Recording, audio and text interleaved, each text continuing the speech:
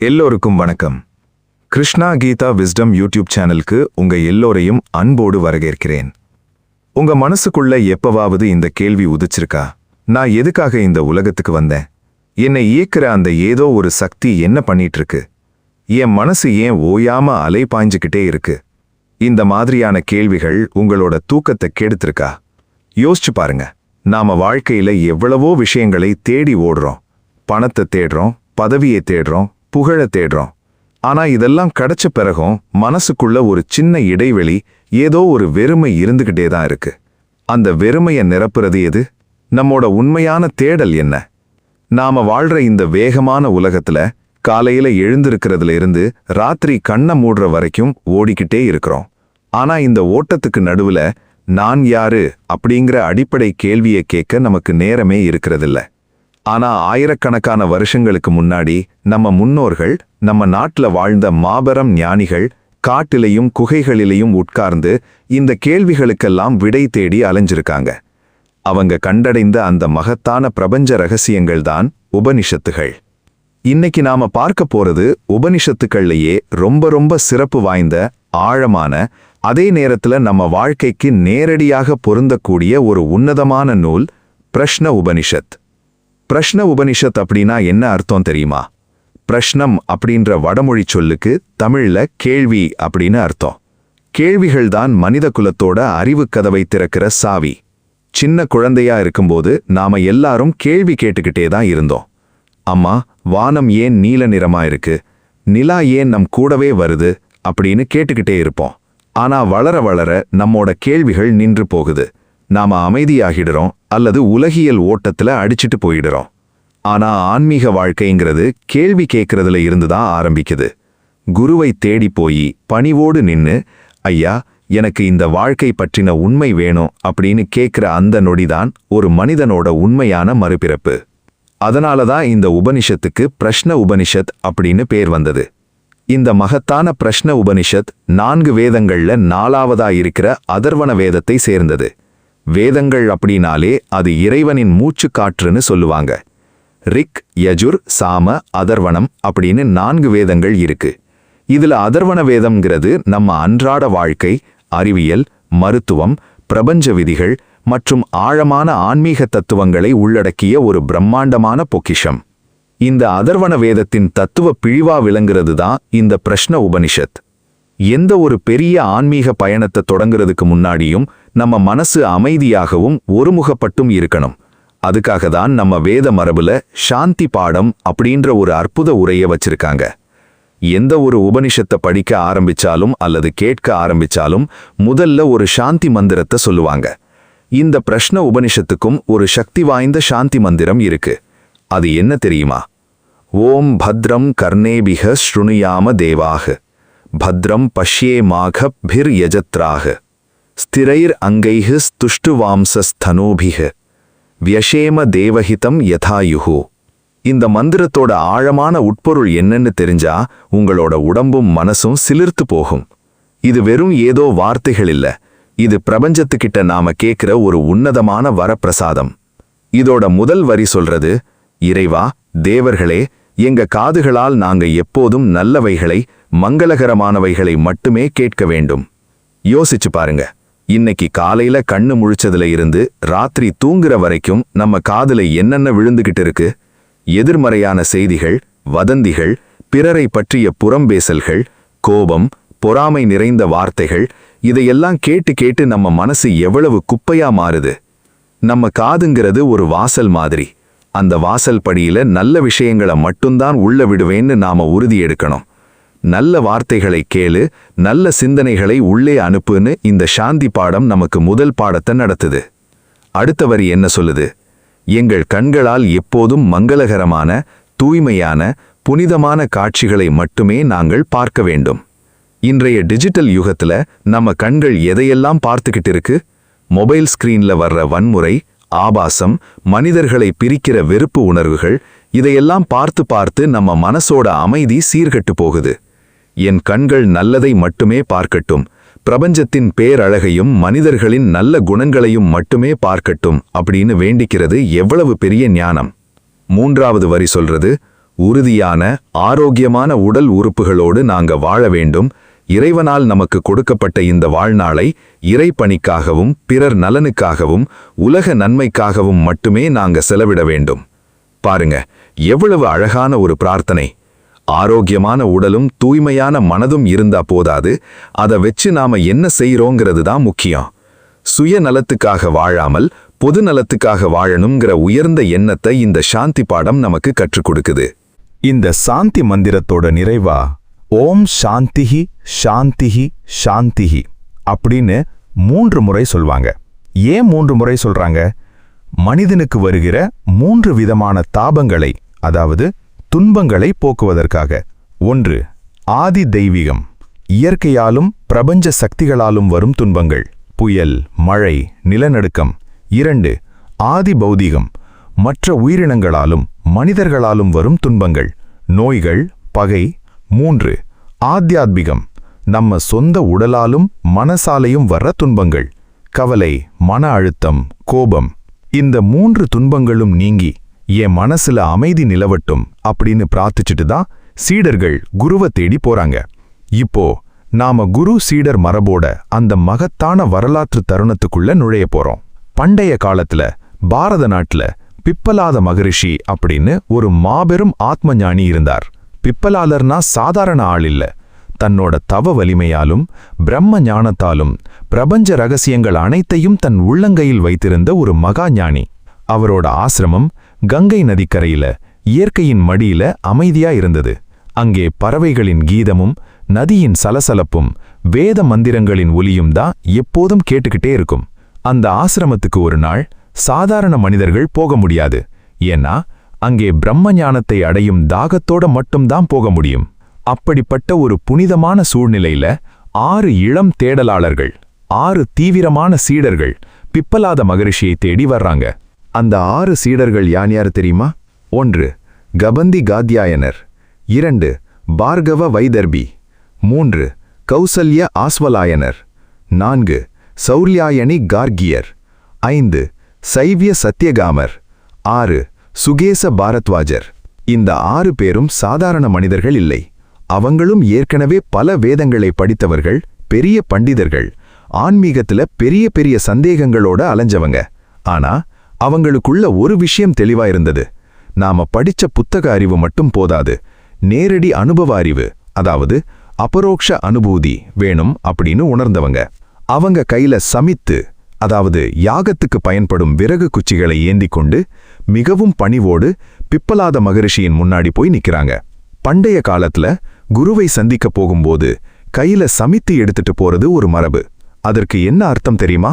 குருவே, இந்த விறகு எப்படி அக்னியில எரிஞ்சு சாம்பலாக போகுதோ அதே போல என்னோட அகந்தையும் அறியாமையும் உங்க ஞான அக்னியில எரிஞ்சு சாம்பலாகட்டும், என்னை உங்க சீடனா ஏத்துக்கோங்க அப்படிங்கிற சரணாகதி பாவம் தான் அது. அவங்க 6 பேரும் பிப்பலாதரின் காலடியில் வீழ்ந்து வணங்கி, குருவே, எங்களுக்கு இந்த பிரபஞ்சத்தை பற்றியும் பிரம்மத்தை பற்றியும் பல கேள்விகள் இருக்கு, எங்களுக்கு உபதேசம் செய்ய வேண்டும் அப்படின்னு வேண்டிக்கிறாங்க. இங்கதான் பிப்பலாத மகரிஷி ஒரு சோதனையை வைக்கிறார். ஒரு உண்மையான குரு வந்த உடனே எல்லா ரகசியத்தையும் தூக்கி கொடுத்திட மாட்டார்.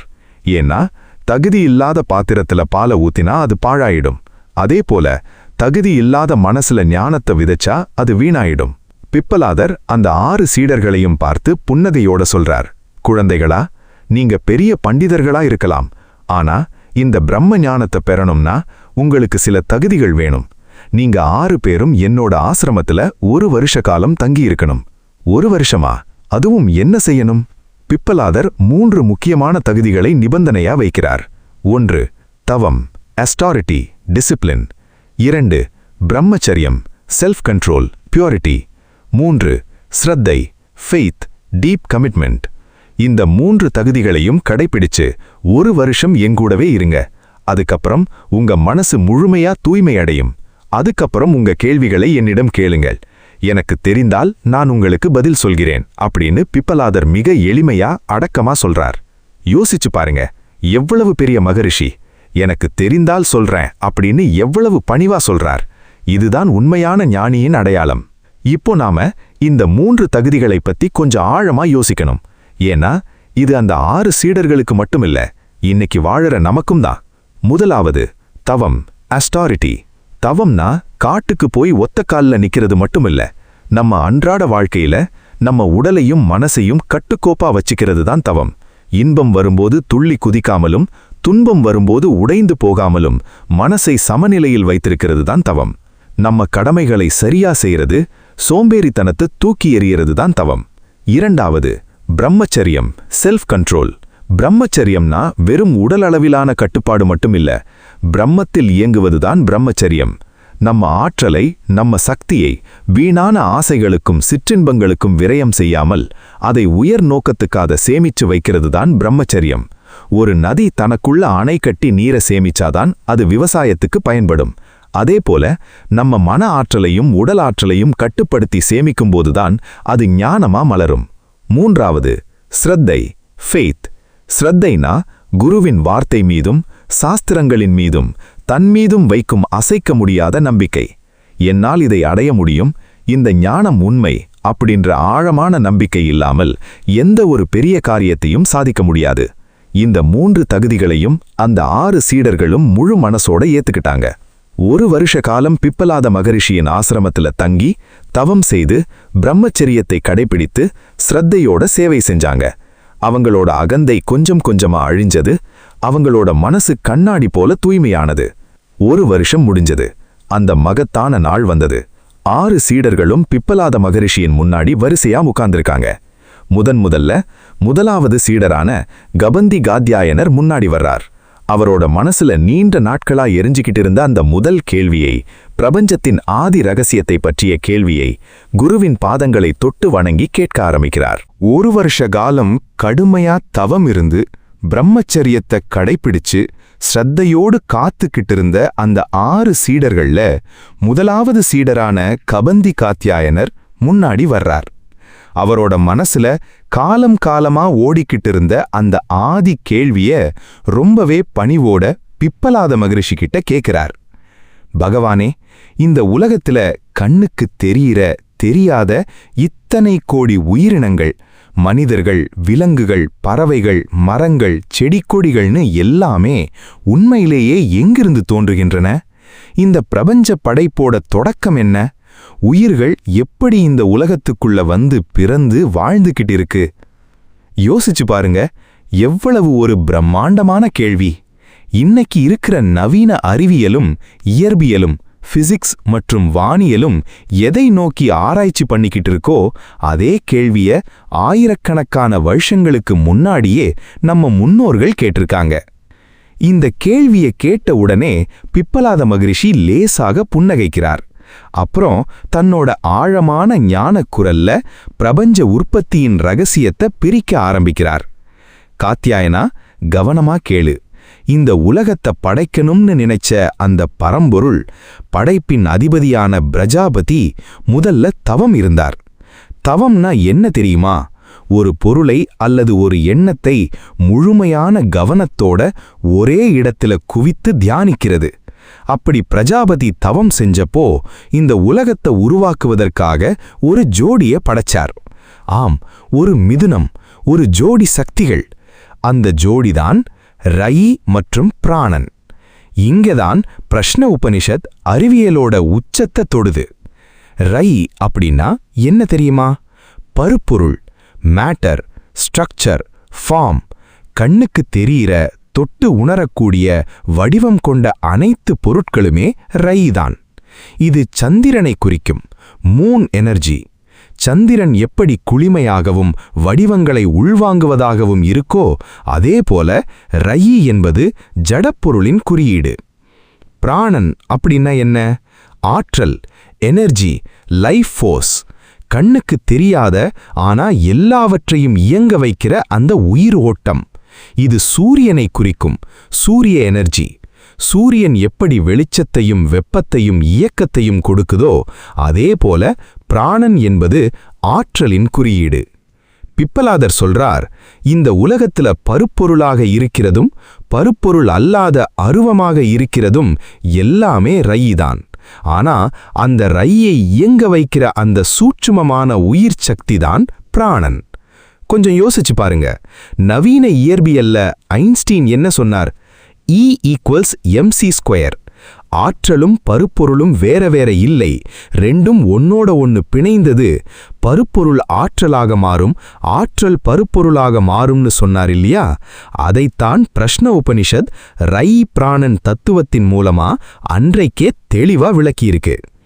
பிரஜாபதி இந்த 2 சக்திகளையும் படைச்சு அவற்றின் சேர்க்கையினாலதான் முழு பிரபஞ்சத்தையும் எல்லா உயிர்களையும் உருவாக்கினார். அடுத்ததா பிப்பலாதர் காலச்சக்கரத்தை பற்றியும் சூரியனின் பயணத்தை பற்றியும் ரொம்ப சுவாரஸ்யமா விளக்குறார். சூரியன் கிழக்கே உதிச்சு வரும்போது தன்னோட பிரகாசமான கதிர்களால கிழக்கே இருக்கிற எல்லா உயிர்களையும் தழுவுறான்.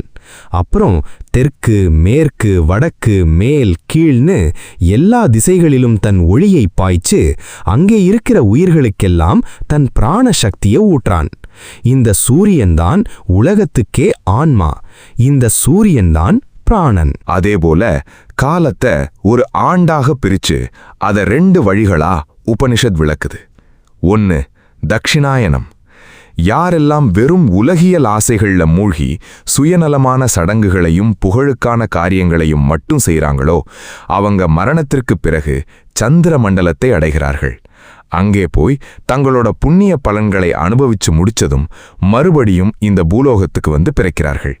இது ரையை சார்ந்த வழி. இது பிறப்பு இறப்பு சக்கரத்துக்குள்ளேயே நம்மள வச்சிருக்கோம். 2 உத்தராயணம். யாரெல்லாம் தன்னடக்கம், பிரம்மச்சரியம், ஸ்ரத்தை மற்றும் ஆத்ம ஞானத்தோட வாழறாங்களோ அவங்க சூரிய மண்டலம் வழியா பிரம்மலோகத்தை அடைகிறார்கள். அதுதான் பிராணனின் இருப்பிடம். அங்கே போனவங்க மறுபடியும் இந்த பிறப்பு இறப்புங்கிற துயரத்துக்குள்ள வர்றதே இல்லை. அவங்களுக்கு மறுபிறவி கிடையாது. அவங்க நித்தியமான முக்தியை அடைகிறார்கள். யோசிச்சு பாருங்க, நாம தினமும் வாழ்கிற வாழ்க்கை எந்த வழியில போய்கிட்டு இருக்கு? வெறும் உலகியல் இன்பங்களையும் பொருட்களையும் தேடி ஓடுறமா, அல்லது ஆத்ம ஞானத்தையும் ஆன்மீக உயர்வையும் தேடி நகர்றமா? இது உங்களுக்கும் தோணியிருக்கா? நாம சேர்க்கிற பணமும் பொருளும் நமக்கு தற்காலிக சந்தோஷத்தை கொடுக்கலாம். ஆனா உண்மையான அமைதியையும் மரணமில்லா பெருவாழ்வையும் கொடுக்கிறது அந்த பிராண ஞானம் மட்டும்தான். அடுத்து பிப்பலாதர் உணவுக்கும் பிறப்புக்கும் உள்ள தொடர்பை ரொம்ப ஆழமா விளக்குறார். காத்யாயனா பிரஜாபதி உணவாகவும் மாறுகிறார். உணவில் இருந்துதான் வீரியம், அதாவது உயிர் வித்து உருவாகிறது. அந்த உயிர் வித்திலிருந்துதான் இத்தனை கோடி உயிரினங்கள் பிறக்கின்றன. யார் ஒருவர் பிரஜாபதியின் இந்த உலகியல் விதியை பின்பற்றி அறவழியில் வாழ்ந்து உணவை முறைப்படி உட்கொண்டு சந்ததியை உருவாக்குகிறார்களோ அவங்களும் இந்த பிரபஞ்ச படைப்புக்கு துணை நிற்கிறார்கள். அதாவது நாம சாப்பிடுற உணவு வெறும் வயற்றை நிரப்புற விஷயம் இல்லை. அந்த உணவுக்குள்ள பிராண சக்தி இருக்கு. அந்த பிராணந்தான் நம்ம உடம்பா, நம்ம ரத்தமா, நம்ம சிந்தனையா, கடைசியில ஒரு புதிய உயிரை உருவாக்குற வித்தா மாறுது. இப்படி பிப்பலாத மகரிஷி பிரபஞ்சத்தின் தோற்றம், ரயி பிராணன் தத்துவம், காலச்சக்கரம், சூரியனின் மேன்மை, உத்தராயண தக்ஷிணாயன பாதைகள் மற்றும் உணவின் இரகசியங்களையெல்லாம் கபந்தி காத்யாயனருக்கு மிக அழகாக விளக்கி முடித்தார். கபந்தி காத்யாயனரின் மனசுல இருந்த சந்தேகம் முழுமையா நீங்கி அவரோட முகம் ஞான ஒளியால பிரகாசித்தது. பிரபஞ்சத்தோட தோற்றத்தை அறிஞ்சாச்சு. ஆனா இந்த உடம்புக்குள்ள இருக்கிற உயிர் சக்தி என்ன பண்ணுது? உடனே 2வது சீடரான பார்கவ வைதர்பி முன்னாடி வர்றாரு. அவரோட மனசுல ஒரு புது கேள்வி உதிக்குது. சரி குருவே, பிரபஞ்சம் உருவான கதைய சொல்லிட்டீங்க. ஆனா இந்த மனித உடம்பை தாங்கி பிடிச்சு இயங்குற தேவதைகள் யார் யார்? அவங்கள யாரு ரொம்ப பெரியவர், யாரு கெத்தான ஆளு அப்படின்னு கேக்குறாரு. இந்த உடம்புக்குள்ள நடக்கிற புலன்களின் சண்டையும் பிராணனின் உண்மையான கெத்தையும் பத்தி பிப்பலாதர் என்ன சொன்னார் தெரியுமா? அத அடுத்த பகுதியில நாம ரொம்ப சுவாரஸ்யமா பார்க்க போறோம். முதல் கேள்வியான பிரபஞ்ச உற்பத்தியையும் ரை பிராணம் தத்துவத்தையும் கேட்டு தெளிவடைந்த சீடர்கள் மெய்சிலிர்த்து போய் நின்னப்போ 2வது சீடரான பார்கவ வைதர்பி முன்னாடி வர்றார். அவரோட மனசுல ஒரு சுவாரஸ்யமான, அதே நேரத்துல ரொம்பவே ஆழமான கேள்வி ஓடிக்கிட்டு இருந்தது. அவர் பிப்பலாத மகரிஷியின் பாதங்களை தொட்டு வணங்கி கேட்கிறார், பகவானே, இந்த மனித உடம்ப எத்தனை தேவதைகள் தாங்கி பிடிச்சு இயங்க வைக்குது? அவங்கள இந்த உடம்ப நிர்வகிக்கிற பொறுப்பு யாருக்கு இருக்கு? எல்லாரையும் விட மிகவும் மேன்மையானவர், முதன்மையானவர் யார்? யோசிச்சு பாருங்க, நாம வாழ்கிற இந்த உடம்புங்கிறது ஒரு மிகப்பெரிய தொழிற்சாலை மாதிரி. கண்ணு பாக்குது, காது கேக்குது, வாய் பேசுது, கை கால்கள் இயங்குது, மனசு யோசிக்குது. ஆனா இதையெல்லாம் உண்மையிலேயே தாங்கி பிடிச்சிருக்கிற முதன்மை சக்தி எது? எது இல்லைன்னா இந்த உடம்பு வெறும் பிணமா மாறிடும். இந்த கேள்வியை கேட்ட உடனே பிப்பலாத மகரிஷி புன்னகைச்சுக்கிட்டே ஒரு அற்புதமான கதைய, ஒரு சுவாரஸ்யமான உவமைய சொல்ல ஆரம்பிக்கிறார். பார்கவா, கவனமா கேளு. ஆகாயம், வாயு, அக்னி, ஜலம், பிருத்வி அப்படின்ற பஞ்சபூதங்களும், வாக்கு அதாவது பேச்சு, மனம், கண், காது அப்படின்ற இந்திரியங்கள் அதாவது புலன்களும் தான் இந்த உடம்ப தாங்கி பிடிச்சு இயங்க வைக்கிற தேவதைகள். ஒரு நாள் இந்த தேவதைகளுக்கெல்லாம் தலைக்கேறி போச்சு. அவங்களுக்குள்ள ஒரு பெரிய அகந்தை, ஒரு பெரிய கர்வம் வந்துருச்சு. வாக்கு அதாவது பேச்சு சொன்னது, நான் தான் இந்த உடம்புக்கே ரொம்ப முக்கியம். நான் பேசலன்னா மனிதன் எப்படி தொடர்பு கொள்வான்? என் பேச்சால தான் எல்லாமே நடக்குது. அதனால் நான் தான் பெரிய ஆள். உடனே கண் சொன்னது, போடா அங்கிருந்து. நான் பார்க்கலன்னா இந்த உலகமே இருட்டாயிடும். வண்ணங்களை, வடிவங்களை மனிதனுக்கு காட்டுற நான் தான் இந்த உடம்போட தலைவன். காது சும்மா இருக்குமா? அது சொன்னது, நீங்க என்ன பேசினாலும் நான் கேட்கலன்னா வீணு. பிரபஞ்சத்தின் ஒலிகளையும் இசையையும் அறிவையும் உள்ளே வாங்குற நான் தான் உயர்ந்தவன். மனசு உறக்கச் சிரிச்சது, ஹெஹே, நீங்க எல்லாரும் என் கட்டுப்பாட்டுல தான் இயங்குறீங்க. நான் நினைக்கலன்னா கண்ணு பார்க்காது, காது கேட்காது. அதனால் மனசான நான் தான் இந்த உடம்போட உண்மையான ராஜா. இப்படி ஒவ்வொரு புலனும் நான் தான் பெரிய ஆள், நான் தான் இந்த உடம்ப தாங்கி பிடிச்சிருக்கேன்னு தங்களுக்குள்ள அடிச்சுக்கிட்டு கர்வத்தோட சுத்தி வந்தாங்க. இது உங்களுக்கும் வாழ்க்கையில தோணியிருக்கா? நாம வாழ்கிற இந்த சமூகத்துல அல்லது நாம வேலை செய்யற இடத்துல நான் தான் எல்லாத்தையும் பண்றேன், நான் இல்லைன்னா இந்த ஆபீஸே இயங்காது, என் குடும்பமே நான் இல்லைன்னா நடுத்தேர்வுல நிக்கும்னு கர்வத்தோட பேசுற மனிதர்களை பார்த்திருப்போம் இல்லையா? சில நேரங்கள்ல நமக்கே கூட அந்த மாதிரி கர்வம் வந்திருக்கும். ஆனா உண்மை என்னங்கிறத பிரஷ்ன உபனிஷத் எவ்வளவு அழகா உடைக்குது பாருங்க. புலன்கள் எல்லாமே அப்படி கர்வத்தோட சண்டை போட்டுக்கிட்டு இருக்கிறத பார்த்து அங்க அமைதியா இருந்த முதன்மை பிராணன், அதாவது முக்கிய பிராணன் அல்லது லைஃப் ஃபோர்ஸ் மெல்ல சிரிச்சது. பிராணன் பணிவா சொன்னது, நண்பர்களே, வீணா கர்வம் கொள்ளாதீங்க, உங்களை நீங்களே ஏமாத்திக்காதீங்க. நான் தான் என்னை 5 பிரிவுகளா பிரிச்சுக்கிட்டு இந்த உடம்பு விழுந்துடாம தாங்கி பிடிச்சு ஏங்க வச்சுக்கிட்டு இருக்கேன். நான் இல்லைன்னா நீங்க யாருமே வேலை செய்ய முடியாது. ஆனா கர்வத்துல இருந்த அந்த புலன்கள் பிராணனின் வார்த்தைய சுத்தமா மதிக்கவே இல்லை. போயா அங்கிருந்து, நீ ஒரு பெரிய ஆளுன்னு வந்துட்டாயின்னு பிராணனை ஏளனமா பார்த்தாங்க. உடனே பிராணன் அவங்களுக்கு ஒரு பாடம் புகட்ட நினைச்சது. பிராணன் என்ன பண்ணுச்சு தெரியுமா? சரி, நான் இந்த உடம்பை விட்டு வெளியேறேன் அப்படின்னு சொல்லி மெல்ல உடம்பை விட்டு மேலே எழும்பி போகத் தொடங்குச்சு. அவ்வளவுதான். பிராணன் மேலே எழும்ப ஆரம்பிச்ச அடுத்த நொடி தேனீக்களின் ராணி தேனி குயின் பீ கூட்டை விட்டு பறந்து வெளியே போகும்போது கூட்டுல இருக்கிற மற்ற எல்லா தேனீக்களும் தன்னாலே அதை தொடர்ந்து பறந்து வெளியேறுமே, அதே போல பிராணன் உடம்பு விட்டு எழும்புன உடனே கண், காது, மூக்கு, வாக்கு, மனம்னு மற்ற எல்லா புலன்களும் தங்களோட சக்தியை இழந்து பிராணனை தொடர்ந்து உடம்பு விட்டு வெளியே தோக்கப்பட ஆரம்பிச்சன. கண்ணால பார்க்க முடியல, காதால கேட்க முடியல, வாயால பேச முடியல, மனசால யோசிக்க முடியல. உடம்பே மொத்தமா செயலிழந்து மரணத்தின் எல்லைக்கே போயிடுச்சு. அப்பதான் மற்ற புலன்களுக்கு உரைச்சது. தங்களோட அறியாமைய உணர்ந்து அலற ஆரம்பிச்சன. ஐயோ பிராணதேவனே, எங்களை மன்னிச்சிடு, எங்களோட அகந்த அழிஞ்சு போச்சு, நீ வெளியேறாத, நீ உடம்பு விட்டு போயிட்டா நாங்க யாருமே வாழ முடியாது. நீதான் இந்த உடம்போட உண்மையான எஜமானன், நீதான் அதிபதி, தயவு செஞ்சு உள்ளேயே இரு அப்படின்னு பிராணனின் பாதங்கள்ல விழுந்து கதறின. புலன்களின் தவறை உணர்ந்த பிராணன் இறக்கப்பட்டு மறுபடியும் உடம்புக்குள்ளேயே அமைதியா நிலை பெற்றது. உடனே மற்ற புலன்களும் தங்களோட பார்வைய, கேட்கும் சக்திய, பேசும் சக்தியை திரும்ப பெற்று இயங்கத் தொடங்கின. அதுக்கப்புறம் அந்த புலன்கள் எல்லாமே சேர்ந்து பிராணனை போற்றி புகழ்ந்து துதிக்க ஆரம்பிச்சன. ஹிம் டு பிராணா. அவங்க பாடின அந்த துதிதான் இந்த உபனிஷத்தோட மிக சக்தி வாய்ந்த பகுதி. புலன்கள் பாடின, ஓ பிராணனே, நீதான் அக்னியா எரிஞ்சு வெப்பத்தை கொடுக்கிறாய், நீதான் சூரியனா ஒளி வீசுகிறாய், நீதான் மேகமா மழை பொழிகிறாய், நீதான் இந்திரனா பிரபஞ்சத்தை ஆள்கிறாய், நீதான் வாயுவா வீசுகிறாய், நீதான் பூமியா அனைத்தையும் தாங்குகிறாய். பருப்பொருளாக இருக்கிறதும் நீதான், பருப்பொருள் அல்லாத அருவமாக இருக்கிறதும் நீதான். இந்த பிரபஞ்சத்துல இருக்கிற அனைத்து ஜீவராசிகளும் சொர்க்கத்துல இருக்கிற தேவர்களும் உன்னோட கட்டுப்பாட்டுல தான் இருக்காங்க. ஒரு தாய் தன்னோட குழந்தைகளை காப்பாத்துற மாதிரி எங்களை நீதான் காப்பாத்தணும். எங்களுக்கு செல்வத்தையும் ஞானத்தையும் தந்தருள்வாயாக. யோசிச்சு பாருங்க, எவ்வளவு பெரிய தத்துவம். நாம மூச்சு விடுற இந்த பிராணவாயுங்கிறது வெறும் ஏதோ ஆக்சிஜன் வாயு மட்டும் இல்ல. அது இந்த அகில உலகத்தையும் தாங்கி பிடிச்சு இயங்க வைக்கிற பிரபஞ்ச சக்தி. நம்ம உடம்புல பிராணன் இருக்கிற வரைக்கும் தான் நம்ம கண்ணுக்கு மதிப்பு, நம்ம பேச்சுக்கு மதிப்பு, நம்ம அழகா வச்சிருக்கிற இந்த உடம்புக்கு மதிப்பு. அந்த பிராணன் ஒரு நொடி வெளியே போயிட்டா நாம எவ்வளவு பெரிய கோடீஸ்வரனா இருந்தாலும், எவ்வளவு பெரிய அழகான ஆளா இருந்தாலும் நம்மள பிணம்னு சொல்லி சுடுகாட்டுக்கு எடுத்துட்டு போயிடுவாங்க.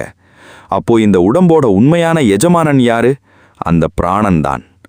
பிப்பலாத மகரிஷி பார்கவ வைதர்பி கிட்ட சொல்றார், பார்கவா, உடலை தாங்கும் தேவதைகளில் முதன்மையானவர், மேன்மையானவர் பிராணன் மட்டுமே. பிராணன் தான் இந்த உடலின் அஸ்தவாடம். பார்கவ வைதர்பிக்கு பிராணனின் மேன்மை புரிஞ்சது.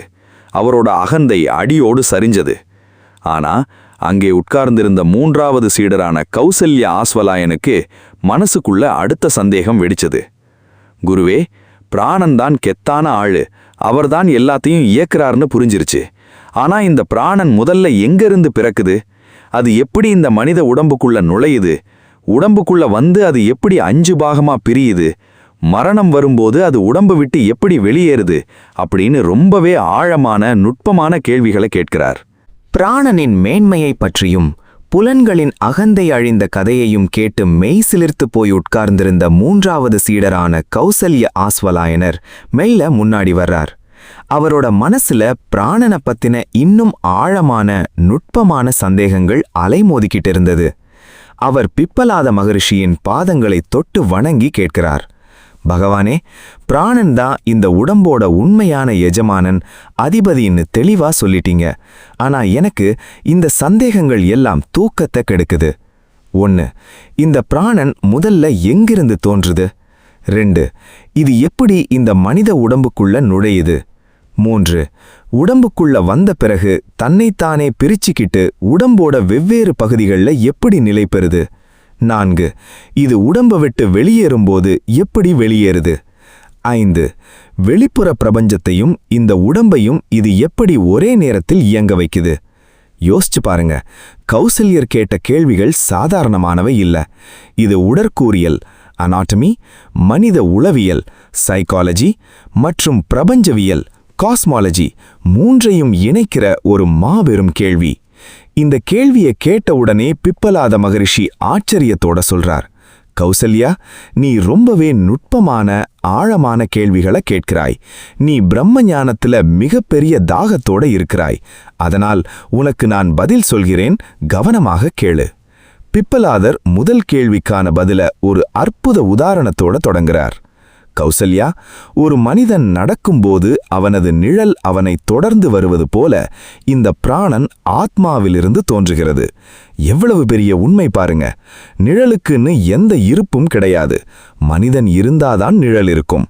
அதே போல ஆத்மான்னு ஒன்று இருக்கப் போய்தான் அதிலிருந்து இந்த பிராண சக்தி உருவாகுது. ஆத்மாவோட பிரகாசம்தான் பிராணனா வெளிப்படுது. அப்புறம் அது எப்படி உடம்புக்குள்ள நுழையுது? மனதின் வினைகளால், நாம முன்ஜென்மங்கள்ல செஞ்ச கர்மாக்களால, ஆசைகளால இந்த பிராணன் இந்த உடம்புக்குள்ள வந்து குடியேறுது. அடுத்து இந்த பிராணன் உடம்புக்குள்ள வந்து எப்படி வேலை செய்யுதுன்னு பிப்பலாதர் விளக்குறார். ஒரு பெரிய மன்னன் தன் நாட்டுல இருக்கிற கிராமங்களை நிர்வகிக்க அதிகாரிகளை நியமிச்சு, நீ இந்த ஊரை பார்த்துக்கோ, நீ அந்த ஊரை பார்த்துக்கோன்னு கட்டளையிடுவானே, அதே போல முதன்மை பிராணன் தன்னை 5 முக்கிய பிரிவுகளா பிரிஞ்சுக்கிட்டு உடம்போட வெவ்வேறு பகுதிகளில் இருந்து ஆட்சி செய்யுது. அந்த 5 பிராணன்கள் யார் யார்? அவங்களோட வேலை என்ன தெரியுமா? 1. பிராணன். இது இதயத்திலும் முகத்திலும், அதாவது கண், மூக்கு, காது, வாய் வசிக்குது. நாம சுவாசிக்கிற மூச்சு காற்று, உணவை உள்வாங்குவது, பார்வையை செலுத்துவது எல்லாமே இந்த பிராணனின் வேலைதான். 2. அபானன். இது மலக்குடல், சிறுநீரகம் மற்றும் இனப்பெருக்க உறுப்புகள் வசிக்கும் கீழ்ப்பகுதியில இருக்கு. உடம்புல இருக்கிற கழிவுகளை வெளியேற்றுவது, எக்ஸ்கிரீஷன் போன்ற கீழ்நோக்கிய இயக்கங்கள் அனைத்தையும் இந்த அபான வாயுதான் செய்யுது. 3. சமானன். இது தொப்புள் பகுதியில், அதாவது வயிற்று பகுதியில நிலை பெற்றிருக்கு. இது நாம சாப்பிடுற உணவை செரிக்க வச்சு அதை உடம்புக்கு தேவையான சத்தா மாத்தி உடம்பு முழுவதும் சமமாக பங்கிட்டு தர்றது இந்த சமான வாயுதான். இது உடம்போட ஜடராகினியை எரியலைக்குது. 4. வியானன். இது உடல் முழுவதும் பரவி நரம்பு மண்டலம் முழுவதும் இயங்குது. இரத்த ஓட்டம், தசை நார்களின் இயக்கம், கடினமான வேலைகளை செய்யும்போது உடம்புக்கு தேவையான பலத்தை கொடுக்கிறது இந்த வியான வாயுதான். 5. உதானன். இது தொண்டை பகுதியில், அதாவது கழுத்து மண்டலத்தில் இயங்குது. இதுதான் ரொம்பவே சுவாரஸ்யமான வாயு. இது மேல் நோக்கி இயங்கும் வாயு. நாம பேசுற பேச்சு, சிந்தனைகளை உயர்த்துவது மற்றும் மரண காலத்தில் இந்த உடம்பை விட்டு உயிரை பிரிச்சு எடுத்துட்டு போறது இந்த உதான வாயுதான். யோசிச்சு பாருங்க, நம்ம முன்னோர்கள் உடம்போட ஒவ்வொரு இயக்கத்துக்கும் பின்னால இருக்கிற உயிர் சக்தியை எவ்வளவு துல்லியமா ஆராய்ச்சி பண்ணி வகைப்படுத்தியிருக்காங்க. அடுத்து பிப்பலாதர் உடம்புல இருக்கிற நரம்புகள் மற்றும் நாடிகளை பற்றி பேசுறார். இங்க உபனிஷத் சொல்ற கணக்க கேட்டா உங்களுக்கு தலை சுத்தம். கௌசல்யா, இந்த மனித உடம்பின் இதய கமலத்தில் ஆத்மா வசிக்கிறது. இந்த இதயத்திலிருந்து 101 முதன்மை நாடிகள் கிளம்புகின்றன. ஒவ்வொரு முதன்மை நாடிக்கும் 100 கிளை நாடிகள் உள்ளன. அந்த ஒவ்வொரு கிளை நாடிக்கும் 72,000 நுண்ணாடிகள் உள்ளன. அப்படியென்றால் இந்த உடம்பில் மொத்தம் 72 கோடி நாடி நரம்புகள் பரவியிருக்கின்றன. இந்த 72 கோடி நாடிகள் வழியாத்தான் வியானவாயு உடல் முழுவதும் பரவி ஜீவசக்தியை கடத்துது. இப்போ யோசிச்சு பாருங்க, நாம உடம்ப பத்தி வெறும் மேல் தோலாதான் பார்த்துக்கிட்டு இருக்கோம். ஆனா நமக்குள்ள ஒரு பிரம்மாண்டமான ஆற்றல் வலைப்பின்னலே இயங்கிக்கிட்டு இருக்கு. அடுத்து பிப்பலாத மகரிஷி மரணகால பயணத்தை பற்றியும் உதான வாயுவின் ரகசியத்தை பற்றியும் விளக்குறார். கௌசல்யா, மரண காலம் வரும்போது மனிதனின் வெளிப்புலன்கள் எல்லாமே மனசுக்குள்ள ஒடுங்கிடும். ஆனா அந்த உதான வாயு மட்டும் விழிச்சிருக்கும். மனிதன் தன் வாழ்நாளில் செஞ்ச நல்வினைகள் புண்ணியம் மற்றும் தீவினைகள் பாவம் இவற்றுக்கு ஏற்ப, அவனது ஆசைகளுக்கு ஏற்ப இந்த உதான வாயு அந்த ஜீவனை வழிநடத்தும். யார் ஒருவர் தன் வாழ்நாளில் புண்ணிய காரியங்களை செய்து நல்லெண்ணங்களோடு வாழ்ந்தாரோ அவரை இந்த உதான வாயு புண்ணிய உலகங்களுக்கு, உயர்நிலைகளுக்கு அழைத்துச் செல்லும். யார் ஒருவர் பாவ காரியங்களை செய்து தீய எண்ணங்களில் மூழ்கி வாழ்ந்தாரோ அவரை பாவ உலகங்களுக்கு, தாழ்ந்த நிலைகளுக்கு அழைத்துச் செல்லும். யார் ஒருவர் புண்ணியமும் பாவமும் சமமாக செய்தாரோ அவரை மீண்டும் மனித உலகத்திற்கே அழைத்து வந்து பிறக்க வைக்கும். இங்க பிப்பலாதர் ஒரு அற்புதமான வாழ்க்கை தத்துவத்தை சொல்றார். மரண நேரத்தின் உனக்கு என்ன சிந்தனை வருகிறதோ அதுவே உன்னுடைய அடுத்த பிறவியை தீர்மானிக்கிறது. ஆனால் அந்த மரண நேர சிந்தனை என்பது நீ வாழ்நாள் முழுவதும் எதை நினைத்து வாழ்ந்தாயோ அதன் பிழிவாகவே இருக்கும். அதனால்தான் நாம அன்றாடம் வாழ்கிற ஒவ்வொரு நொடியும் நல்ல சிந்தனைகளோடும் தூய்மையான எண்ணங்களோடும் வாழணும்னு சொல்றாங்க. இப்படி பிராணனின் தோற்றம், அதன் 5 பிரிவுகள், 72 கோடி நாடிகளின் ரகசியம் மற்றும் மரணகால பயணம் அனைத்தையும் பிப்பலாத மகரிஷி கௌசல்யா ஆஸ்வலாயனருக்கு மிக தெளிவாக விளக்கி முடித்தார். கௌசல்யரின் மனசுல இருந்த கேள்விகள் எல்லாம் பனி போல விலகின. பிராணனின் பிரம்மாண்டமான கட்டமைப்பு அவருக்கு புரிஞ்சது. ஆனா அடுத்ததா 4வது சீடரான சௌரியாயணி கார்கியர் முன்னாடி வராரு. அவரோட மனசுல மனித மனத்தின் ஆழமான உளவியல் சார்ந்த கேள்விகள் உதிக்குது. குருவே, நாம தினமும் தூங்குறோமே, அந்த தூக்கத்துல என்னதான் நடக்குது? மனிதன் உறங்கும்போது அவனுக்குள்ள தூங்குவது யார்? விழித்திருப்பது யார்? கனவு காண்பது யார்? அந்த ஆழ்ந்த தூக்கத்துல கிடைக்கிற சுக அனுபவத்தை அனுபவிப்பது யார்? எல்லாமே யாருக்குள்ள போய் ஒடுங்குது அப்படின்னு கேக்குறாரு. நாம தினமும் அனுபவிக்கிற தூக்கமும் கனவும் எவ்வளவு பெரிய ஆன்மீக ரகசியம் தெரியுமா? தூக்கத்திலும் அணையாமல் எரியும் பிராண அக்னிகள் எது? இதையெல்லாம் அடுத்ததா நாம ரொம்பவே சுவாரஸ்யமா பார்க்க போறோம். பிராணனின் 5 பிரிவுகளையும் உடம்பில் இருக்கிற 72 கோடி நாடிகளின் ரகசியத்தையும் கேட்டு அதிசயிச்சு நின்ன சீடர்கள் நடுவிலிருந்து 4வது சீடரான சௌரியாயணி கார்கியர் மெல்ல முன்னாடி வர்றார். அவரோட மனசுல மனிதனோட மனச பத்தின, நாம தினமும் அனுபவிக்கிற தூக்கத்தை பத்தின சுவாரஸ்யமான கேள்விகள் அலைமோதிக்கிட்டு இருந்தது. அவர் பிப்பலாத மகரிஷியின் பாதங்களைத் தொட்டு வணங்கி கேட்கிறார், பகவானே, நாம தினமும் இரவில தூங்க போறோம். அப்போ இந்த உடம்புக்குள்ள என்னதான் நடக்குது? 1.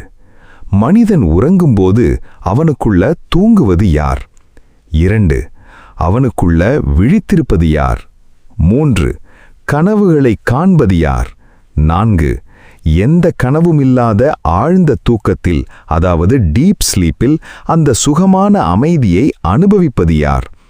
5. கடைசியில இவை அனைத்தும் யாருக்குள்ள போய் ஒடுங்குது? யோசிச்சு பாருங்க. நாம தினமும் நம்ம வாழ்நாளின் 1/3 பங்க தூக்கத்துல தான் செலவிடுறோம். ஆனா அந்த தூக்கத்துல நம்ம மனசும் உடம்பும் என்னவாகுதுன்னு என்னைக்காவது யோசிச்சிருக்கோமா? நான் தூங்குனேன், நல்ல தூக்கம் வந்துச்சுன்னு சொல்றோமே, அந்த நான் யாரு? இந்த கேள்வியை கேட்ட உடனே பிப்பலாத மகரிஷி கார்கியரை பார்த்து புன்னகைச்சு ஒரு அற்புதமான உவமையோட பதில சொல்லத் தொடங்குறார். கார்கியா, சூரியன் அஸ்தமிக்கும்போது பகல் முழுவதும் உலகமெங்கும் பரவியிருந்த அவனது ஒளிக்கதிர்கள் அனைத்தும் சூரிய மண்டலத்துக்குள்ளேயே போய் ஒடுங்கிடுதில்லையா? மறுபடியும் அடுத்த நாள் காலையில சூரியன் உதிக்கும்போது அந்த ஒளிக்கதிர்கள் மீண்டும் உலகம் முழுவதும் பரவுதில்லையா? அதே போலத்தான் ஒரு மனிதன் தூங்கப் போகும்போது அவனது வெளிப்புலன்கள் அனைத்தும், கண், காது, மூக்கு, நாக்கு, மெய் ஆகிய 5 புலன்களும் அவனோட மனசுக்குள்ள போய் ஒடுங்கிடுது. அதனால்தான் தூக்கத்துல ஒரு மனிதனால கண்ணால பார்க்க முடிவதில்லை, காதால கேட்க முடிவதில்லை, பேச முடிவதில்லை. புலன்கள் அனைத்தும் மனதோடு ஒன்றிணைந்து விடுவதால் மனிதன் எந்த வெளி உலக செயல்பாடும் இல்லாமல் அமைதியாகிறான். அடுத்து பிப்பலாதர் கனவு நிலையை பற்றி விளக்கிறார்.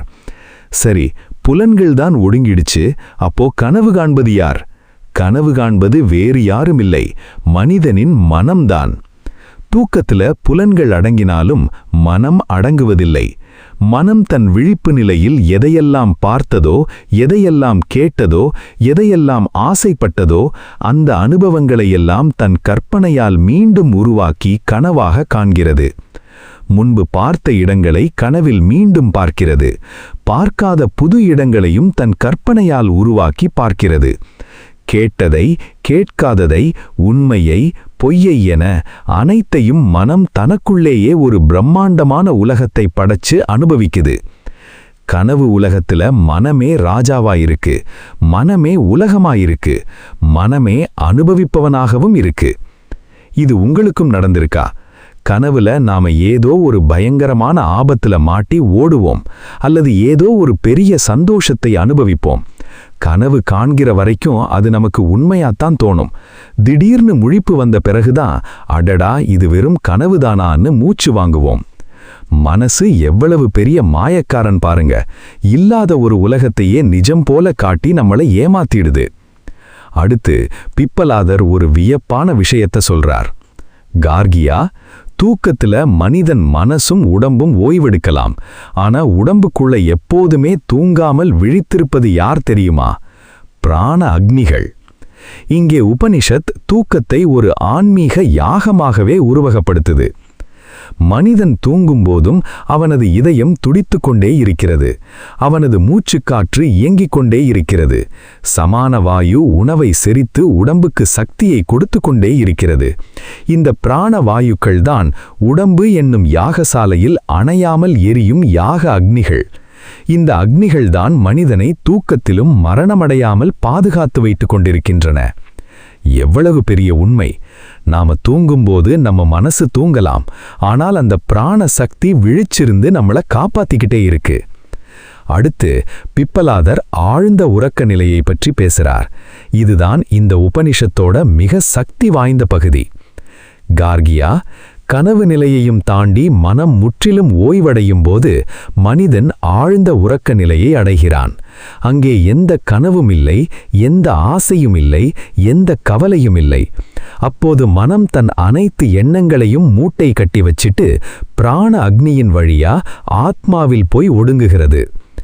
மாலையில் பறவைகள் அனைத்தும் தங்களது இரை தேடலை முடித்துக்கொண்டு தங்களின் கூடுகள் இருக்கும் மரத்தை நோக்கி திரும்பி அடைக்கலமாவது போல மனிதனின் புலன்கள், மனம், புத்தி, அகந்தை என அனைத்தும் அந்த பரமாத்மாவில் போய் அடைக்கலமாகின்றன.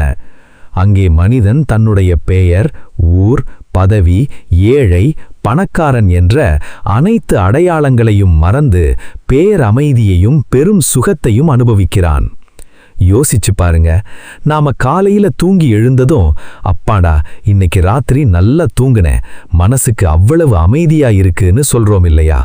அந்த அமைதி எங்கிருந்து வந்தது?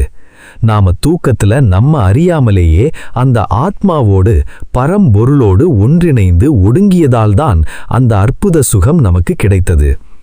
பிப்பலாதர் நிறைவாக சொல்றார், கார்கியா, பார்ப்பவன், தொடுபவன், கேட்பவன், நினைப்பவன் என எல்லாமாக இருக்கும் அந்த ஜீவாத்மா கடைசியில் அழிவில்லாத தூய்மையான ஒளிமயமான பரமாத்மாவில்தான் நிலை பெறுகிறது. யார் ஒருவர் இந்த உண்மையை அறிந்து தியானிக்கிறாரோ அவர் அனைத்தும் அறிந்த ஞானியாகி பிரம்மமயமாடுகிறார். கார்கியரின் மனசுல இருந்த உளவியல் சார்ந்த கேள்விகளுக்கு அற்புத விடை கிடைச்சது. தூக்கமும் கனவும் வெறும் உடலியல் மாற்றமில்ல, அது ஆத்மாவை நோக்கி நாம தினமும் நடத்துற ஒரு சூட்சும பயணம்னு புரிஞ்சது. அடுத்து 5வது சீடரான சைவிய சத்தியகாமர் முன்னாடி வர்றார்.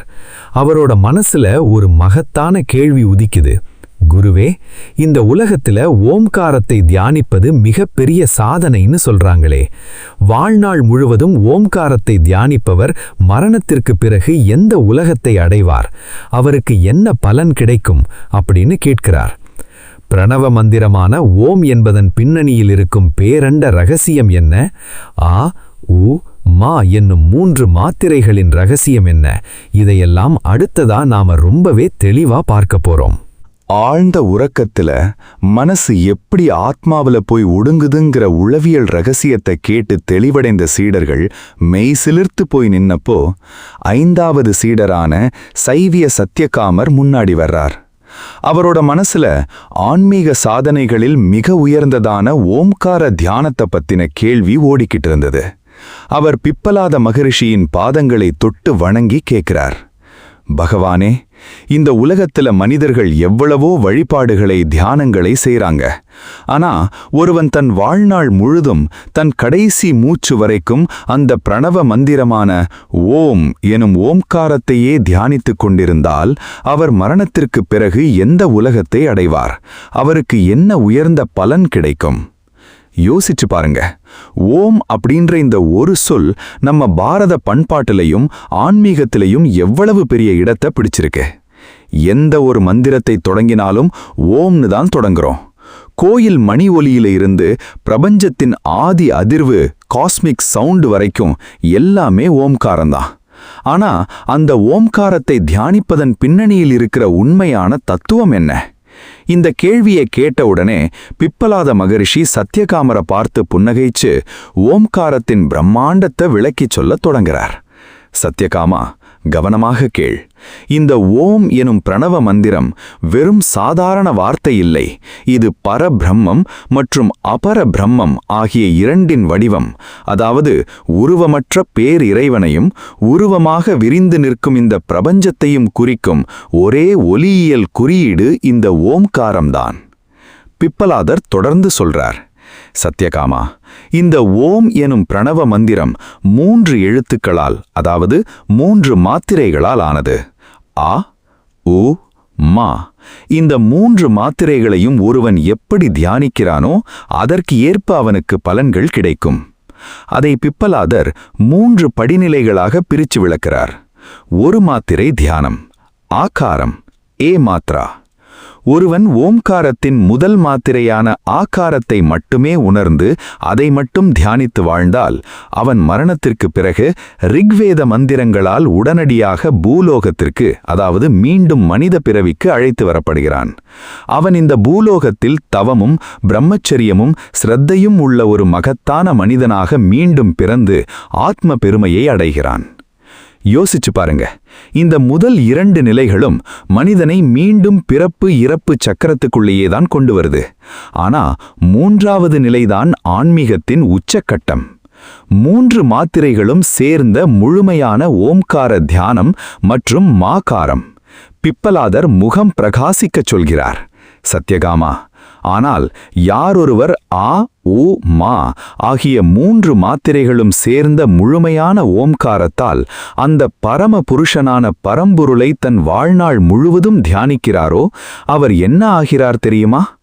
பாம்பு தன் பழைய சட்டையை கழற்றி போட்டுவிட்டு தூய்மையாக வெளியேறுவது போல அவர் தன் அனைத்து பாவங்களிலிருந்தும் உலகியல் பந்தங்களிலிருந்தும் முற்றிலும் விடுபடுகிறார். அவர் சாமவேத மந்திரங்களால் சூரிய மண்டலத்தை கடந்து பிரம்மலோகத்தை அடைகிறார். அங்கே அனைத்து ஜீவராசிகளின் இதயங்களிலும் வசிக்கின்ற எல்லாவற்றை விட உயர்ந்த பரம்பொருளை நேரடி அனுபவமாக தரிசிக்கிறார். அவருக்கு மீண்டும் இந்த பூலோகத்தில் பிறவியே கிடையாது.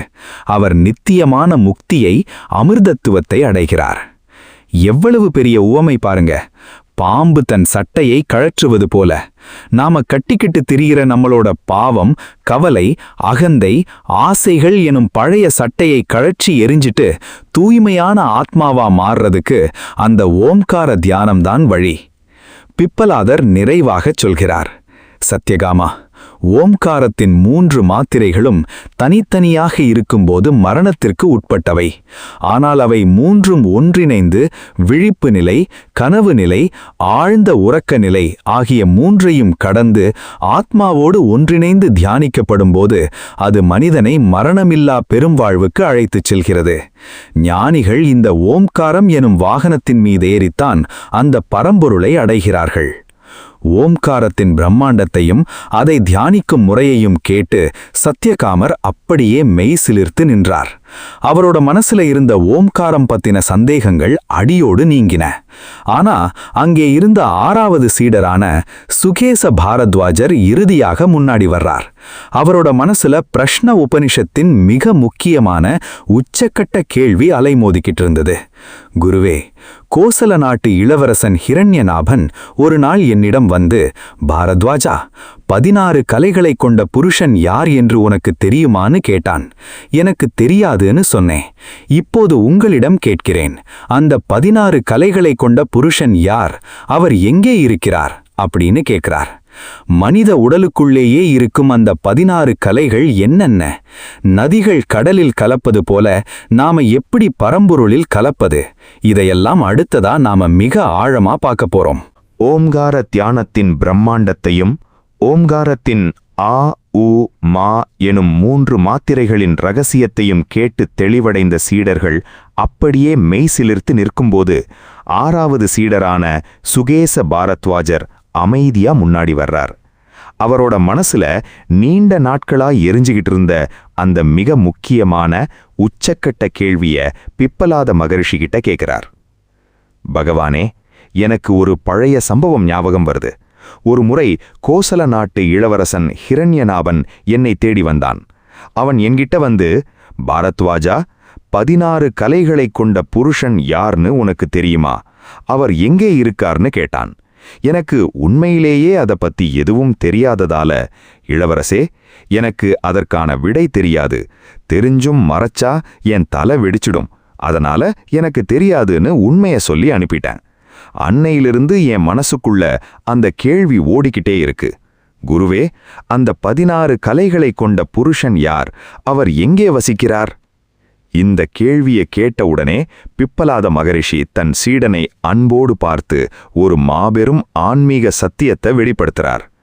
பாரத்வாஜா, அந்த 16 கலைகளை கொண்ட புருஷன் எங்கோ தூரத்துல ஆகாயத்திலேயோ இல்ல வேற ஏதோ லோகத்திலேயோ இல்ல. இதோ உன்னுடைய, என்னுடைய, ஒவ்வொரு மனிதனுடைய இதய கமலத்தின் உள்ளேயேதான் அந்த புருஷன் வசிக்கிறார். யோசிச்சு பாருங்க, நாம கடவுளை தேடி எங்கெங்கோ ஓடுறோம், மலையேறுறோம், காடு மேடெல்லாம் அலையிறோம். ஆனா பிரஷ்ன உபனிஷத் எவ்வளவு அழகா சொல்லுது பாருங்க, அந்த பரம்பொருள் வேற எங்கேயும் இல்லை, உனக்குள்ளேயேதான் இருக்கார். அப்போ அந்த 16 கலைகள் அப்படின்னா என்ன? அந்த புருஷன் எப்படி இந்த 16 கலைகளை தோற்றுவித்தார்? பிப்பலாதர் அதை ரொம்ப அழகாக வரிசையா விளக்கிறார். அந்த பரம்பொருள் நினைத்தார், நான் எதன் அடிப்படையில் உடம்பை விட்டு வெளியேறுவேன், எதன் அடிப்படையில் உடம்பிற்குள்ளேயே நிலை பெற்றிருப்பேன் அப்படின்னு யோசிச்சு இந்த பிரபஞ்சத்தையும் மனிதனையும் இயக்க வைக்கிற 16 கலைகளை தோற்றுவித்தார். அந்த 16 கலைகள் என்னென்ன தெரியுமா? 1. பிராணன். இயக்கத்தின் அடிப்படை உயிர்ச்சக்தி. 2. ஸ்ரத்தை, ஆன்மீக தேடலுக்கான ஆழமான நம்பிக்கை. 3. ஆகாயம், அனைத்திற்கும் இடமளிக்கும் வெளி. 4. வாயு, அசைவையும் வாயுவையும் தரும் சக்தி. 5. அக்னி, வெப்பத்தையும் ஒளியையும் தரும் சக்தி. 6. ஜலம், குளிர்ச்சியையும் பிணைப்பையும் தரும் நீர். 7. பிருத்வி, உடலுக்கும் உலகிற்கும் ஆதாரமான நிலம். 8. புலன்கள், அறிவு மற்றும் செயல்பாட்டு இந்திரியங்கள், கண், காது, மூக்கு போன்றவை. 9. மனம், எண்ணங்களையும் உணர்வுகளையும் உருவாக்கும் மனம். 10. உணவு, உடலையும் பிராணனையும் வளர்க்கும் உணவு. 11. வீரியம், விகர் அல்லது ஸ்ட்ரென்த், உணவிலிருந்து கிடைக்கும் ஆற்றலும் பலமும். 12. தவம், ஆஸ்டெரிட்டி அல்லது டிசிப்ளின், மனதையும் உடலையும் தூய்மைப்படுத்தும் தவம். 13. மந்திரம், அறிவையும் சிந்தனையையும் கூர்மையாக்கும் வேத மந்திரங்கள். 14. கர்மா, நாம செய்யும் நல்வினை தீவினை செயல்கள். 15. உலகம், லோகாஸ், செயல்களின் பலன்களை அனுபவிக்கும் உலகங்கள். 16. நாமம், ஐடென்டிட்டி, தனித்துவத்தை கொடுக்கும் பெயர் மற்றும் அடையாளம்.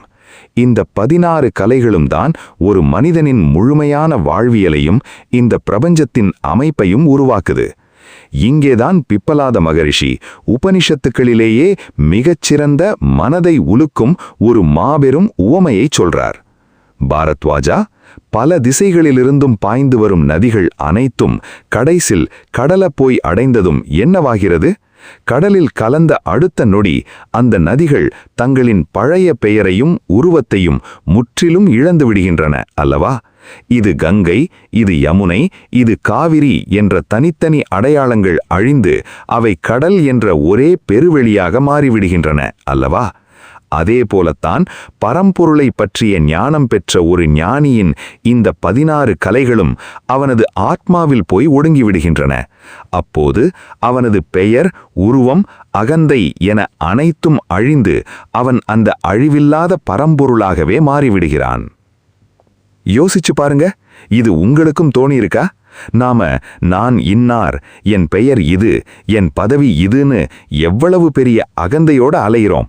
ஆனா ஒரு நதி கடல்ல கலக்கிற மாதிரி நம்மளோட சின்னஞ்சிறிய நான்கிற பகந்தை அந்த பிரபஞ்ச ஆத்மாவுல கலக்கும்போதுதான் நமக்கு உண்மையான விடுதலையே கிடைக்குது.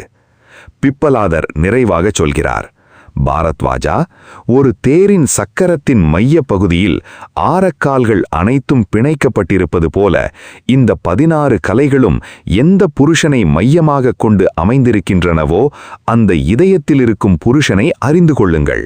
அவரை அறிந்து கொண்டால் உங்களுக்கு மரணத்தை பற்றிய பயமே இருக்காது.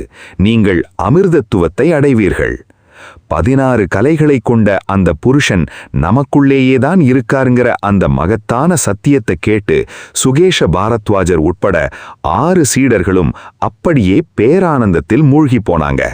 அவங்க கேட்ட 6 கேள்விகளுக்கும் விடை கிடைச்சிருச்சு. ஆனா இந்த மாபெரும் உரையாடல் இதோட முடியல. அடுத்ததா பகுதி 8இல் குரு பிப்பலாத மகரிஷி தன் இறுதி உபதேசமாக என்ன சொன்னார், அந்த 6 சீடர்களும் தங்கள் குருவுக்கு எப்படி நன்றி தெரிவிச்சு வணங்குனாங்க, அஞ்ஞான கடலை கடக்க உதவிய குருவின் அந்த உன்னதமான தியாகத்தை பற்றி அடுத்ததா நாம ரொம்பவே நெகிழ்ச்சியாக பார்க்க போறோம்.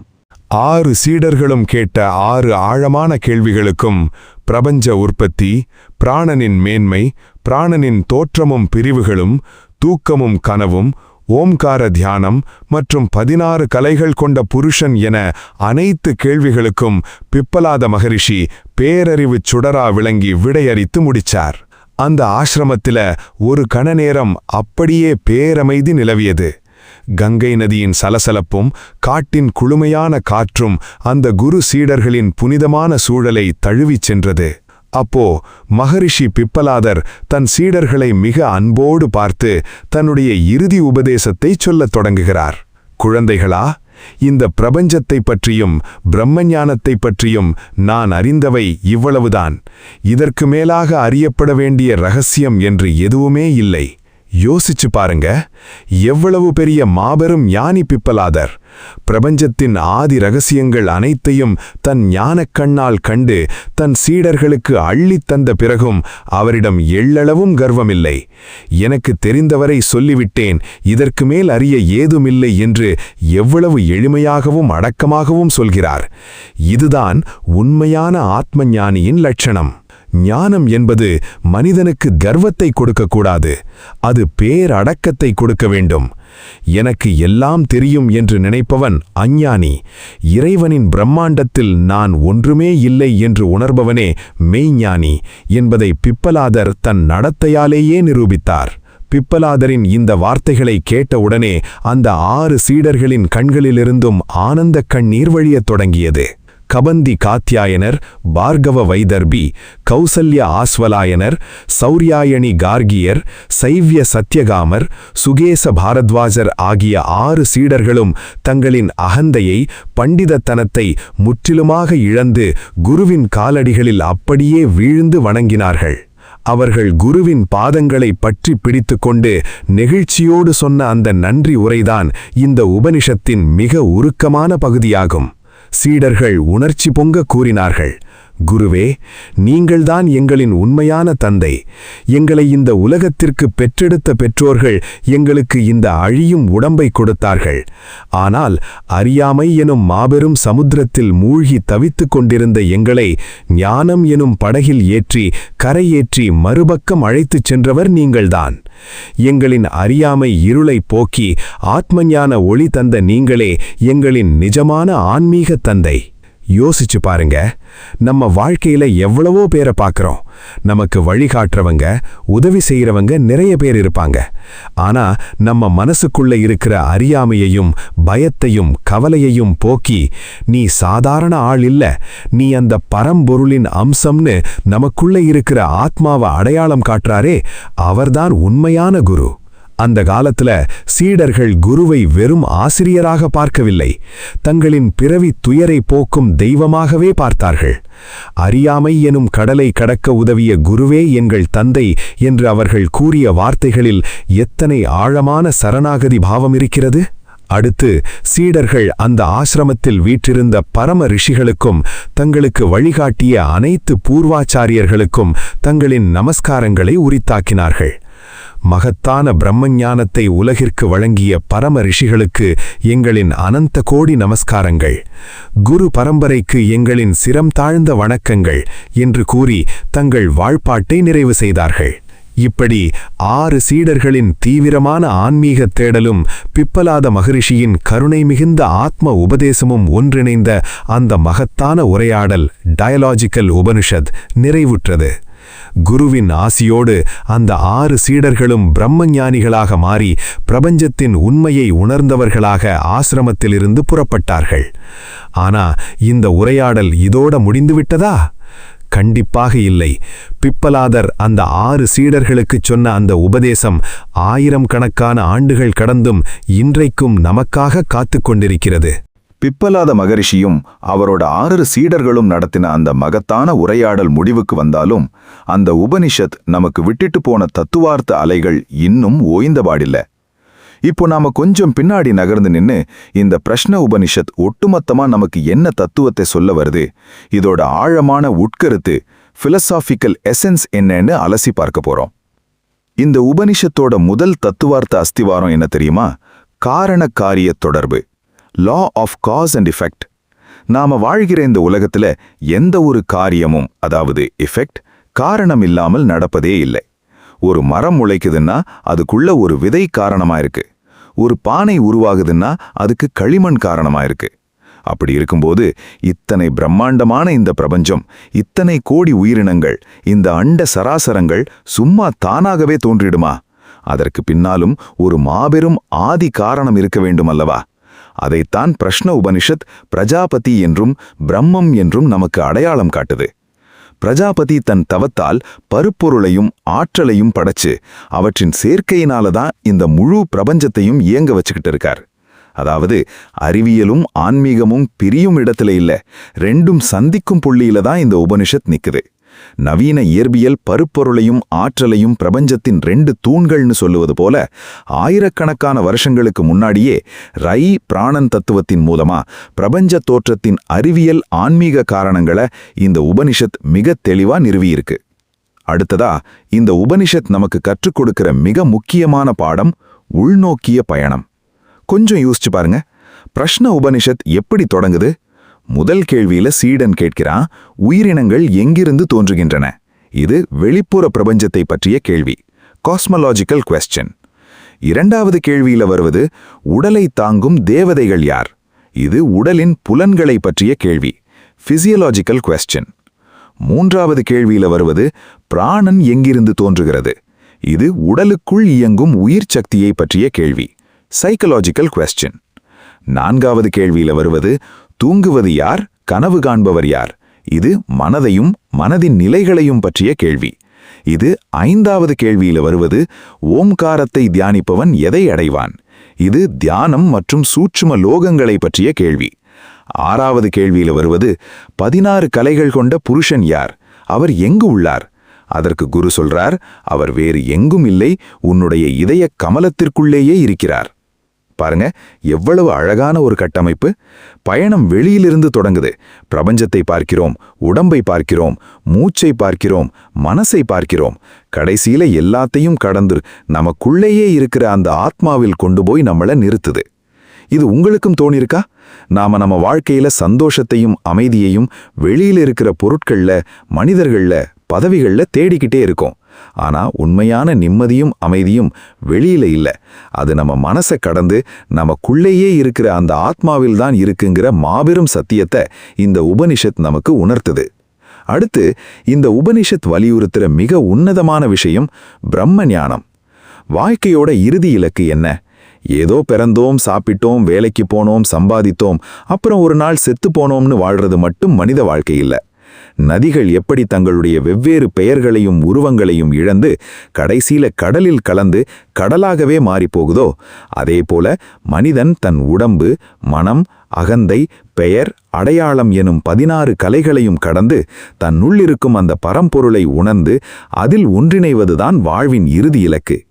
யாரொருவர் தன்னுள்ளிருக்கும் அந்த புருஷனை, அந்த ஆத்மாவை அறிகிறாரோ அவருக்கு மரண பயமே இருக்காது. ஏன்னா அழியிறது இந்த உடம்புதானே தவிர ஆத்மாவுக்கு மரணமே கிடையாது. அவன் அமிர்தத்துவத்தை அடைகிறான். இப்படி காரண காரிய தொடர்பு, வெளி உலகிலிருந்து உள்நோக்கி திரும்பும் பயணம் மற்றும் பிரம்மஞானத்தின் மேன்மை ஆகியவற்றை தன் தத்துவார்த்த சுருக்கமாக கொண்டு விளங்கிறது தான் இந்த மகத்தான பிரஷ்ன உபனிஷத். ஆனா இதெல்லாம் படிச்சுட்டு இதெல்லாம் பழங்கால தத்துவம்பா, காட்டுல வாழ்ந்த மகரிஷிகளுக்கு சரிப்படும், இன்னைக்கு கம்ப்யூட்டர் யுகத்துல பரபரப்பான வாழ்க்கை வாழ்கிற நமக்கு இது எப்படி பயன்படும் அப்படின்னு உங்களுக்கு தோணலாம். அங்கதான் வருது இறுதி பகுதி. நாம இப்போ பிரஷ்ன உபனிஷத்தோட நிறைவு பகுதிக்கு வந்திருக்கோம். இதுவரைக்கும் நாம ஆயிரக்கணக்கான வருஷங்களுக்கு முன்னாடி நடந்த ஒரு வரலாற்று சிறப்புமிக்க ஆன்மீக உரையாடலை பார்த்தோம். ஆனா பல நேரங்கள்ல நம்ம மனசுல ஒரு கேள்வி வரும். இதெல்லாம் பழங்காலத்து தத்துவம், காட்டுல உட்காந்து தவம் செஞ்ச முனிவர்களுக்கு சரிப்படும். இன்னைக்கு 21ஆம் நூற்றாண்டுல மொபைலும் லேப்டாப்பும் கையுமாயா சுத்துற ஆபீஸ் வேலை, குடும்ப பொறுப்பு, இஎம்ஐ கவலைன்னு ஓடிக்கிட்டு இருக்கிற நமக்கு இது எப்படி பயன்படும்? யோசிச்சு பாருங்க. பிரஷ்ன உபனிஷத்துங்கிறது ஏதோ பழங்காலத்து ஏட்டுச்சுவடி கிடையாது. அது இன்னைக்கு நாம வாழ்ற நவீன வாழ்க்கைக்கு, நம்ம மன அழுத்தத்துக்கு, நம்ம ஆரோக்கியத்துக்கு வழிகாட்டுற ஒரு மாபெரும் லைஃப் கைடு. இந்த பிரஷ்ன உபனிஷத் இன்னைக்கு இருக்கிற நவீன மனிதனுக்கு என்னென்ன பாடங்களை சொல்லித்தருதுன்னு வரிசையா அலசி பார்ப்போம். 1. கேள்வி கேட்கும் உரிமை. இன்னைக்கு நாம வாழ்கிற பல சமூகங்கள்ல அல்லது அமைப்புகள்ல மேலதிகாரியையோ இல்ல தலைவர்களையோ கேள்வி கேட்டா உடனே நம்மள அடக்க பார்ப்பாங்க. ஆனா நம்ம பாரத பண்பாட்டின் ஆகப்பெரிய பலமே கேள்வி கேட்கும் உரிமைதான். பிரஷ்ன உபனிஷத் நமக்கு கற்றுக் கொடுக்கிற முதல் பாடமே இதுதான். சந்தேகப்படு, கேள்வி கேள், பணிவோடு ஆராய்ந்து தெரிந்து கொள். பிப்பலாத மகரிஷி தன் சீடர்களை பார்த்து நான் சொல்றத அப்படியே கண்ணை மூடிக்கிட்டு நம்புன்னு சொல்லவே இல்லை. 1 வருஷம் தவம் இருந்து மனசை தூய்மையாக்கு, அதுக்கப்புறம் உனக்குள்ள வர்ற எந்த கேள்வியா இருந்தாலும் என்கிட்ட தயக்கம் இல்லாம கேளுன்னு சுதந்திரம் கொடுத்தார். இன்னைக்கு இருக்கிற ஸ்டூடெண்ட்ஸா இருந்தாலும் சரி, ஆபீஸ்ல வேலை செய்யறவங்களா இருந்தாலும் சரி, கேள்வி கேட்க பயப்படக்கூடாது. மூட நம்பிக்கைகளை உடைச்சு அறிவியல் பூர்வமா தர்க்க ரீதியா உண்மையை தேடி ஓடுற அந்த பண்பை இந்த உபனிஷத் நமக்கு விதைக்குது. 2. மனநலமும் தூக்கமும். Psychology of mental health and sleep. இன்னைக்கு உலகெங்கிலும் இருக்கிற மிகப்பெரிய பிரச்சனை என்ன தெரியுங்க? மன அழுத்தம், டிப்ரெஷன் மற்றும் தூக்கமின்மை, இன்சோம்னியா. இன்னைக்கு இருக்கிற நவீன உளவியல் மனச பத்தியும் கனவுகளை பத்தியும் எவ்வளவோ ஆராய்ச்சி பண்ணுது. ஆனா பிரஷ்ன உபனிஷத் 4வது கேள்வியில சொன்ன அந்த தூக்க தத்துவத்தை யோசிச்சு பாருங்க. நாம ஏன் தூக்கத்துல கவலைப்படுறோம்? ஏன்னா நம்ம மனசு விழிப்பு நிலையில சேகரிச்ச ஆசைகளையும் பயங்களையும் தூக்கத்திலையும் சுமந்துகிட்டு கனவா மாற்றுது. ஆனா ஆழ்ந்த உறக்கத்துல, டீப் ஸ்லீப்ல நம்ம மனம் அந்த ஆத்மாவுல போய் ஒடுங்கும்போது தான் நமக்கு உண்மையான ரீசார்ஜ் கிடைக்குது. இன்னைக்கு நாம தூங்க போறதுக்கு முன்னாடி மொபைல் ஸ்கிரீனை பார்த்துக்கிட்டே தூங்குறோம். மனசு முழுக்க குப்பைகளை ஏத்திக்கிட்டு தூங்குறதால தான் காலையில எழும்போது சோர்வா உணர்றோம். தூங்க போறதுக்கு முன்னாடி மனசை அமைதியாக்கி எண்ணங்களை மூட்டை கட்டி வச்சுட்டு தூங்குனா நாம தினமும் அந்த ஆத்மாவின் அமைதியை அனுபவிக்க முடியுங்கிற உளவியல் உண்மையை இந்த உபனிஷத் நமக்கு அள்ளித்தருது. 3. பிராணாயாமமும் உடல் ஆரோக்கியமும். பிராணாயாமம் அண்ட் ஹோலிஸ்டிக் ஹெல்த். 3வது மற்றும் 4வது பகுதிகளில் பிராணனின் 5 பிரிவுகளான பிராணன், அபானன், சமானன், வியானன், உதானன் பத்தி பார்த்தோம் இல்லையா? இன்னைக்கு நாம அனுபவிக்கிற பெரும்பாலான வியாதிகளுக்கு காரணம் என்ன தெரியுமா? நம்ம உடம்புல பிராணசக்தியின் சீரற்ற இயக்கம்தான். செரிமான பிரச்சனை வருதா? சமான வாயு சரியா இயங்கல. கழிவுகள் வெளியேறாம உடம்புல நச்சு தங்குதா? அபான வாயு பலவீனமா இருக்கு. இரத்த ஓட்டம் நரம்பு தளர்ச்சி வருதா? வியான வாயு பாதிப்படைஞ்சிருக்கு. மனசு அமைதி இல்லாம கவனம் சிதறுதா? பிராணம் மற்றும் உதான வாயு சீராக இல்லை. நம்ம முன்னோர்கள் கொண்டு வந்த பிராணாயாமம் எனும் மூச்சு பயிற்சி என்பது வெறும் ஏதோ உடற்பயிற்சி இல்ல. இந்த 5 பிராணன்களையும் உடம்பில் இருக்கிற 72 கோடி நாடிகளையும் தூய்மைப்படுத்தி உடம்பையும் மனசையும் நோய்களிலிருந்து காப்பாத்துற ஒரு மாபெரும் பிரபஞ்ச சிகிச்சை முறை. தினமும் ஒரு 10 நிமிஷம் ஆழமான மூச்சு பயிற்சி செஞ்சா நம்ம பிராணசக்தி அதிகரிக்கும், ஆயுள் கூடும், மனசு தெளிவடையும். 4வது தியானமும் ஓம்காரமும். Meditation and inner peace. இன்றைய பரபரப்பான வாழ்க்கையில மன அமைதியை தேடி நாம எவ்வளவோ பணத்தை செலவழிக்கிறோம். ஆனா ஓம்கார தியானம் எனும் பிரணவ தியானம் நமக்குள்ளேயே பேரமைதியை உருவாக்கும் வல்லமை கொண்டது. ஆ உ மா எனும் ஓம்கார அதிர்வு நம்ம உடம்புல இருக்கிற நரம்பு மண்டலத்தை சீரமைச்சு மன அழுத்தத்தை அடியோடு போக்கி நம்மள ஆன்மீக உச்சத்துக்கு கொண்டு செல்லும். இப்போ யோசிச்சு பாருங்க, பிரஷ்ன உபனிஷத்துங்கிறது வெறும் ஏதோ பழைய தத்துவ புத்தகம் இல்ல. அது நம்ம அன்றாட வாழ்க்கையை, நம்ம மனசை, நம்ம உடம்பை சீரமைச்சு நம்மள ஒரு உன்னதமான மனிதனா மாற்ற பிரபஞ்ச ரகசியம். நண்பர்களே, நாம எல்லாரும் இந்த உலகத்துல ஏதையோ தேடி ஓடிக்கிட்டு இருக்கோம். ஆனா உண்மையிலேயே நாம தேடுற அந்த நிம்மதியும் அமைதியும் ஆனந்தமும் வெளியில இருக்கிற எந்த பொருளையும் இல்ல. அது நமக்குள்ளேயே, நம்ம இதய கமலத்துக்குள்ளேயே அந்த 16 கலைகளை கொண்ட ஆத்மாவா பிரகாசிச்சுக்கிட்டு இருக்கு. அந்த ஆத்மாவை உணர்வதுதான் மனித பிறவியின் ஆகப்பெரிய வெற்றி. இந்த பிரஷ்ன உபனிஷத் தொடர் உங்களுக்குள்ள ஒரு சிறிய சிந்தனை பொறியையும் ஒரு புது தேடலையும் உருவாக்கியிருக்கும்னு நான் தீவிரமா நம்புறேன். இந்த தொடர் உங்களுக்கு பிடிச்சிருந்தா மறக்காம இந்த வீடியோவை லைக் பண்ணுங்க. உங்க நண்பர்கள், குடும்பத்தினரோட ஷேர் பண்ணுங்க. உங்களோட மேலான கருத்துக்களை கீழே இருக்கிற காமெண்ட் பாக்ஸ்ல பதிவு பண்ணுங்க. ஏன்னா உங்களோட ஒவ்வொரு வார்த்தையும் எனக்கு இன்னும் பல உன்னதமான கருத்துக்களை பேச மிகப்பெரிய ஊக்கத்தை கொடுக்கும். இது போன்ற ஆழமான ஆன்மீக தத்துவார்த்த ரகசியங்களை தொடர்ந்து தெரிஞ்சுக்க நம்ம கிருஷ்ணா கீதா விஸ்டம் யூடியூப் சேனலுக்கு இப்போதே சப்ஸ்கிரைப் பண்ணி பக்கத்தில் இருக்கிற பெல் ஐகானை கிளிக் பண்ணிக்கோங்க. மீண்டும் ஒரு அற்புத தலைப்பில் அடுத்த வீடியோவில் உங்களை சந்திக்கும் வரை உங்களிடமிருந்து விடைபெறுவது உங்கள் கிருஷ்ணா கீதா விஸ்டம். எல்லோருடைய வாழ்விலும் பிராணசக்தியும் ஆத்ம ஞானமும் பெருகட்டும். ஓம் சாந்தி சாந்தி சாந்தி.